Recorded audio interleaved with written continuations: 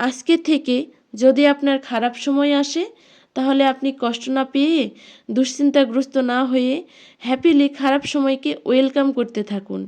কেন বলুন তো? খারাপ সময় জীবনে আসা ভীষণ প্রয়োজন। আপনি যদি পৃথিবীর সর্বোচ্চ বিশ্ববিদ্যালয় থেকে সর্বোচ্চ ডিগ্রিটাও অর্জন করেন, পৃথিবীর সবচেয়ে সেরা টেকনোলজিক্যাল যন্ত্র দিয়ে যদি আপনার সেরা কিছু আবিষ্কার করার চেষ্টা করেন যে সত্যিকার অর্থে আপনার আপনজনকে, তাহলে শুধুমাত্র আপনার যদি খারাপ সময় আসে তবে আপনি তা বুঝতে পারবেন। জীবনে আপনার প্রয়োজনে আপনি কাকে পাশে পাচ্ছেন আর কাকে পাশে পাচ্ছেন না, এখানেই আপনি তা বুঝতে পারবেন যে কে আপনার সত্যিকার অর্থে আপন আর কে আপনার মুখোশধারী আপন। সুতরাং আপনারা কি বলেন, খারাপ সময় আসা প্রয়োজন না?